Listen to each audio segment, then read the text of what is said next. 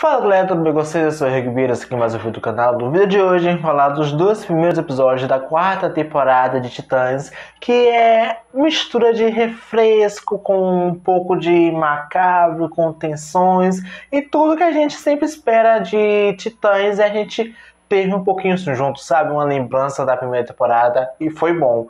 E antes de começar a falar tudo que eu achei desses dois primeiros episódios, não esqueça de se inscrever no canal e ativar as notificações para receber mais conteúdos na medida do nosso possível.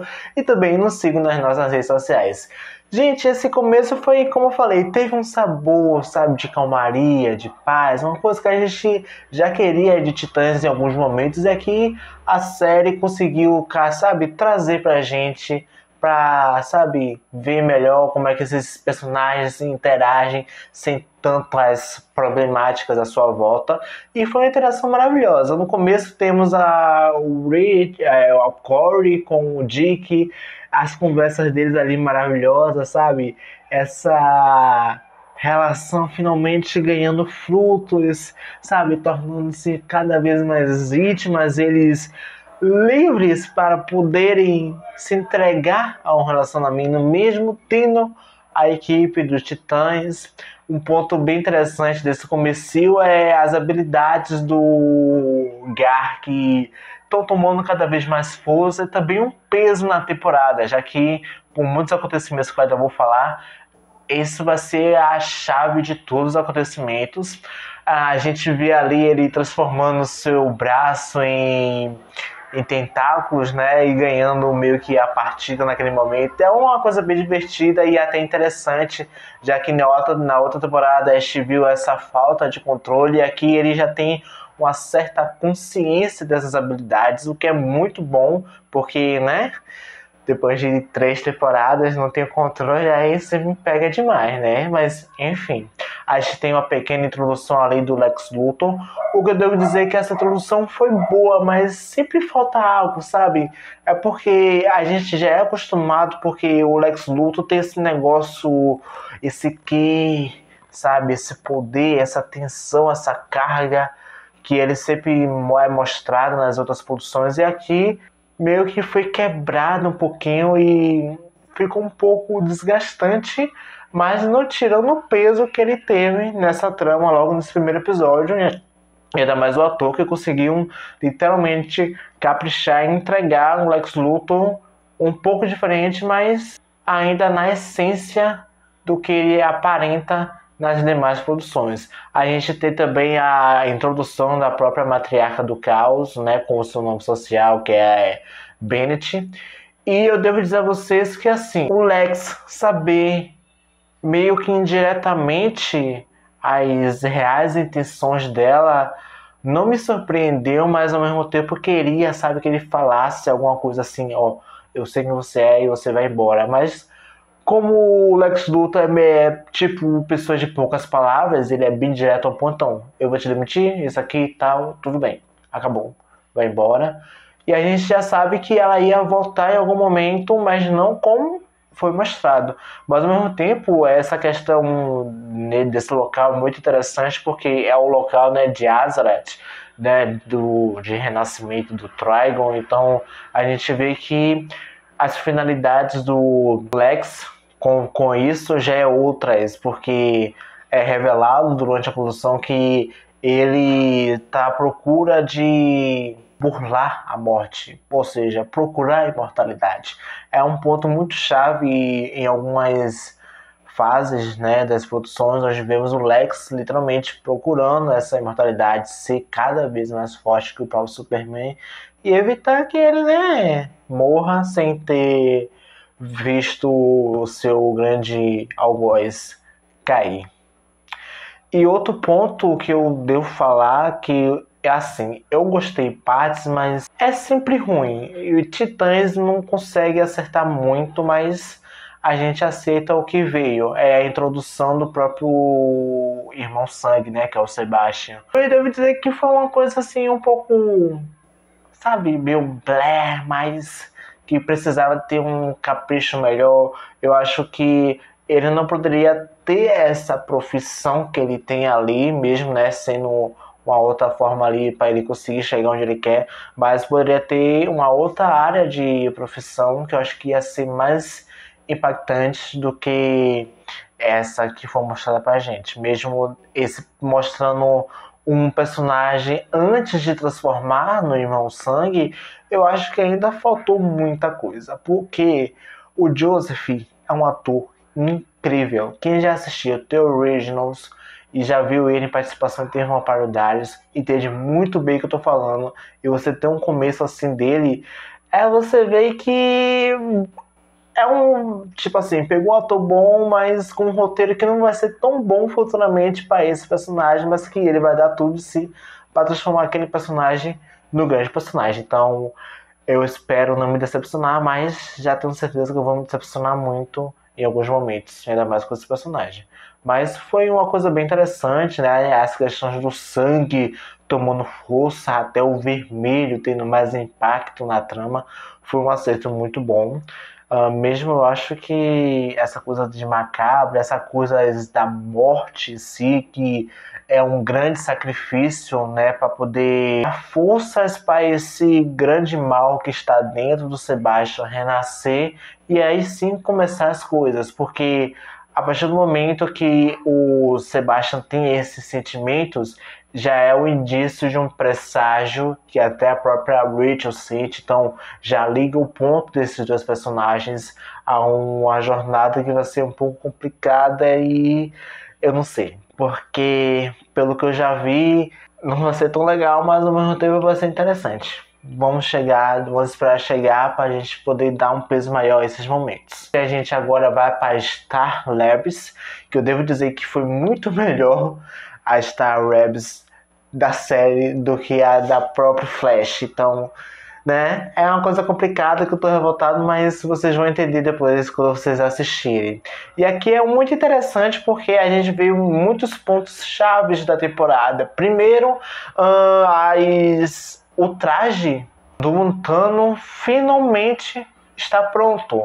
Mesmo ali, né, precisando de alguns ajustes, onde ele, quando entra em contato com o traje, ele adentra no mundo, na cabeça dele, né, algo que podemos chamar o vermelho, que é uma coisa muito forte nos Novos 52, onde é uma parte da origem dos poderes do próprio Guy, então vai ser um ponto-chave essas habilidades dele. Não sou apaixonado, até porque o vermelho é o ponto-chave de tudo que liga essa grande trama da temporada e também a Rachel.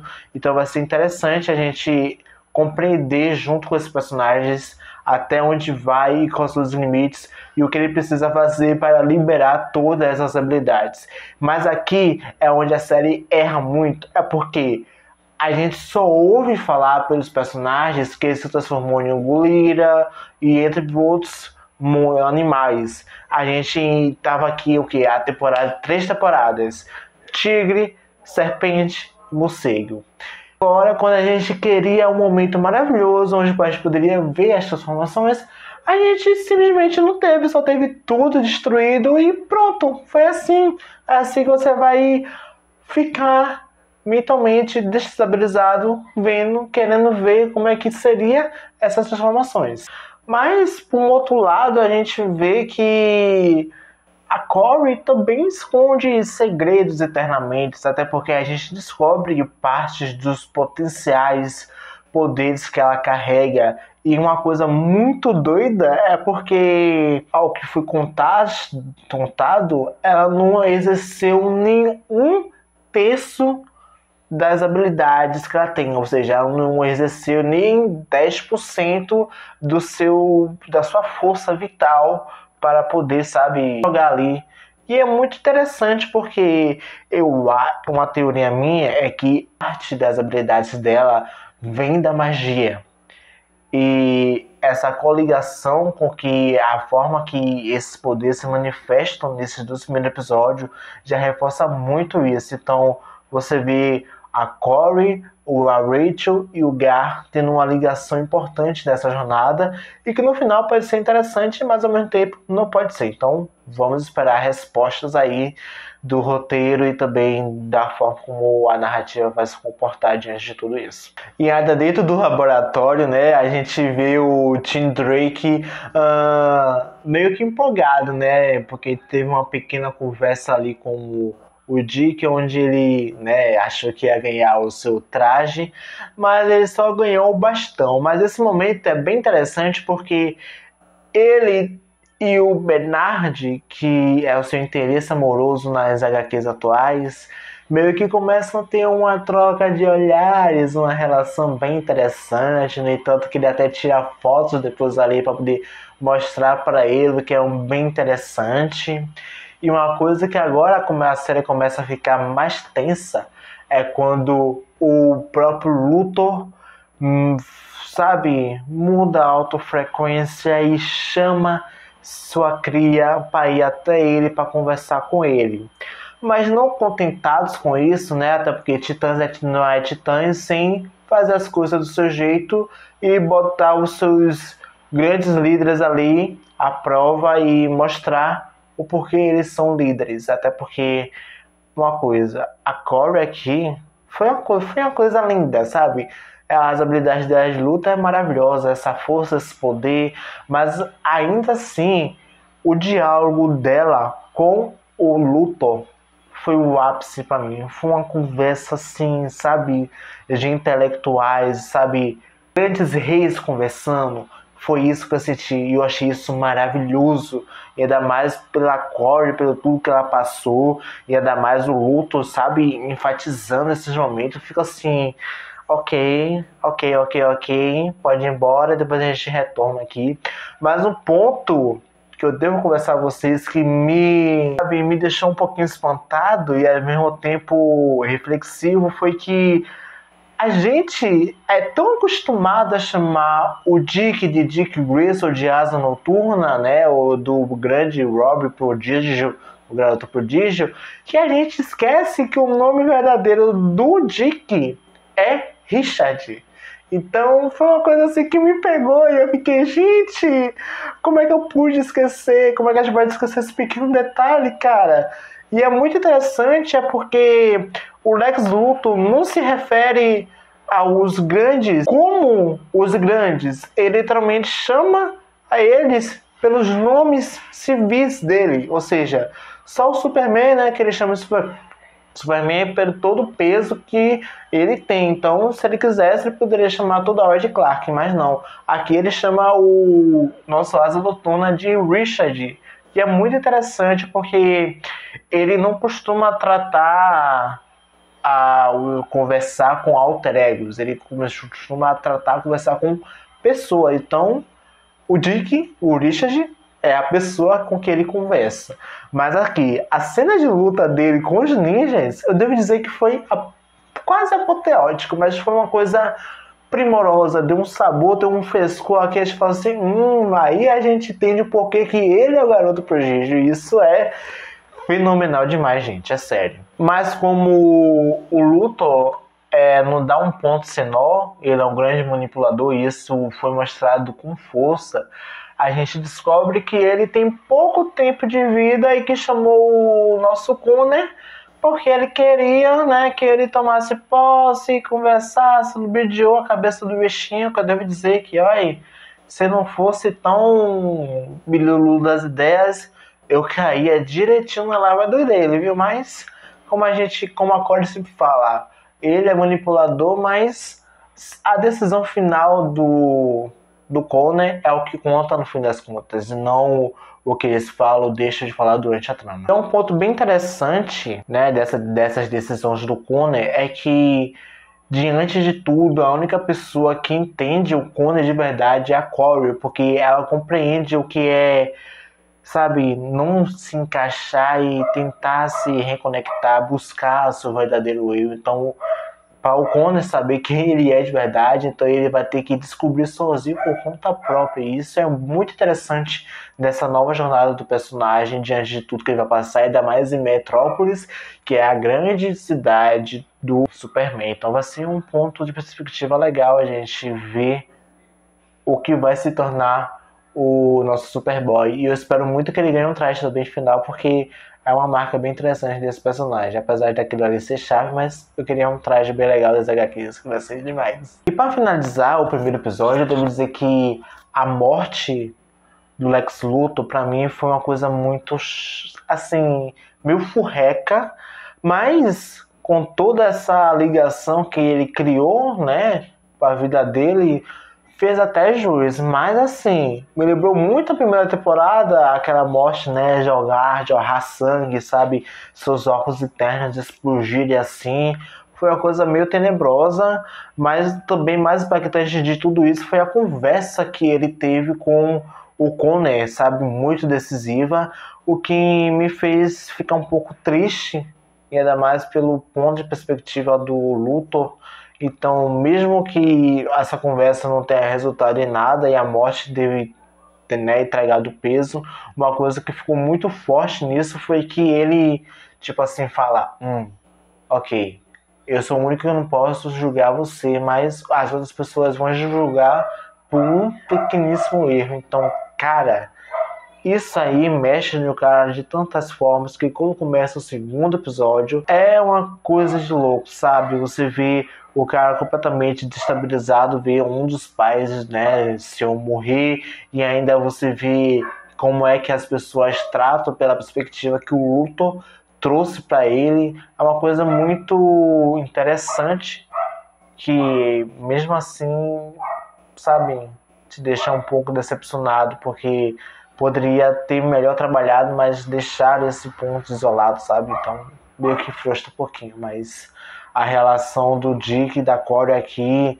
sabe? Eles não literalmente estão falando que tem um relacionamento, mas aqui eles são: eu quero que você se cuida, porque eu sei que eu não preciso cuidar de você, mas se cuide bem, porque eu quero que você viva e não se meta em problemas ou armadilhas. E aqui é uma coisa bem interessante, porque as mortes começam a ser, sabe, mais reforçadas, os sacrifícios para o ressurgimento do Irmão Sangue sabe, ganha mais peso do que deveria. Os personagens começam ali a investigar essas mortes. A Rachel tem aqui um amadurecimento muito forte nesse segundo episódio, que até me assustou um pouquinho, mas me deixou muito feliz, porque ela tem uma consciência dos poderes, então ela fez de tudo para salvar a irmã, a pequena ali, né, depois da morte da mãe e do pai dela, que foi pego pelo um dos carinhas do culto, né, do Irmão Sangue. E uma coisa bem interessante que eu devo falar a vocês é que quando eles, né, conseguem capturar essas vítimas, uma coisa que me pegou muito foi a máscara, porque ela foi a única que ficou intacta depois do que aconteceu com o carinha lá que se incinerou todo, né? Então é uma coisa bem interessante, porque é a máscara que dá os poderes, é a máscara que dá ali um bloqueio para que a Rachel não entre na mente dele, né, e do cara, do que ele fez. E também mostra que, ao fazer isso, ela liberou uma grande carga de energia que foi jogada para essa máscara. No entanto, que depois a gente vê ela novamente, mas a gente vê que há um decaimento desse grande força dos poderes dela. Eu devo dizer a vocês aqui que o vermelho como eu já falei, é uma parte dos poderes do Gar.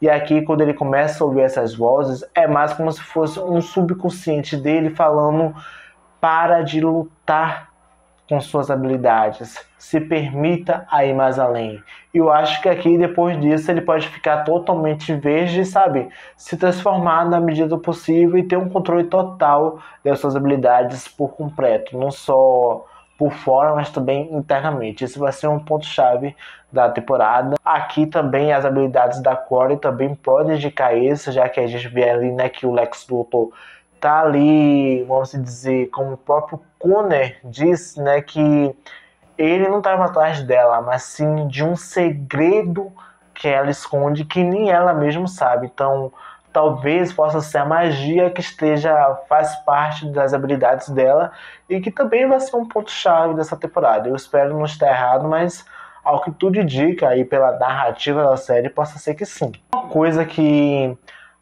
eu não gostei muito, relativamente falando, é que você tem um cara que vai ser um grande vilão na temporada e você trabalha tão pouco ele que quando ele for começar a ter mais peso na trama não vai significar nada. E aqui a gente vê como é que acontece, né? Esse trabalho do Sebastian, né, de tentar ser algo e não conseguir por conta desse medo, dessas inseguranças sendo trabalhadas, ainda mais depois da morte da mãe, que foi, né, orquestrada pela Matriarca do Caos para liberar esse grande mal. Então eu não sei como é que isso vai funcionar ao longo prazo, porque trabalhar um vilão assim, ainda mais, né, até ele se tornar esse personagem, é um pouco chato. A série poderia trabalhar já o Sebastian, já como vilão, já com suas finalidades, já com seus propósitos e entregar, sabe, esses grandes momentos aqui. Mas como o Titã está fazendo isso, então tá me decepcionando um pouquinho. Então só aguardar o que vai por vir aí. E também temos aí o embate entre a Matriarca do Caos com com a equipe inteira, onde a própria Rachel revela, ó, fui ela que matou o Lex. E uma coisa muito relativa nesses momentos finais é porque essa parte já foi mostrada uma prévia antes da estreia da série, é que o cajado dela roubou todo o poder que fazia parte do Trigon, ou seja, a parte mal do Trigon foi toda para aquele cajado. E uma coisa que faz eu pensar e reforçar muito agora é quando a Rory usa os poderes dela, onde ela reverte a polaridade dessa energia que a própria Matriarca jogou e consegue contra-atacar. Isso para mim é muito interessante e é como eu falei, a magia pode ser também um grande forte dos poderes da Corey. E pelo que eu já vi, eu vou surtar muito com isso. E eu acho que vocês também vão surtar quando chegar esses momentos, né? Que vão estar aí por vir. E também temos a nossa Rachel com cabelos brancos. Ou seja, já vimos ela nas animações com sua roupa branca. Então vamos indicar que há poderes puros e ainda muito mais fortes por vir da personagem.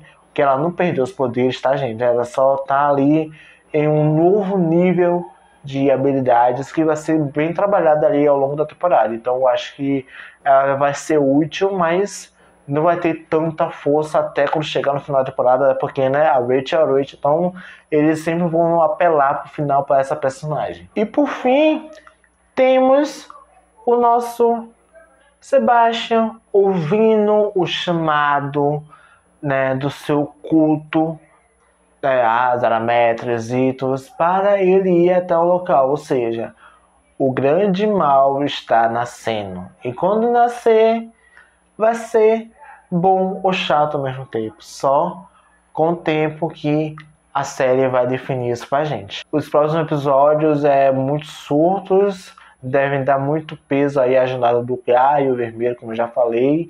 E demais outras coisas é só realmente se surpreender ou se decepcionar.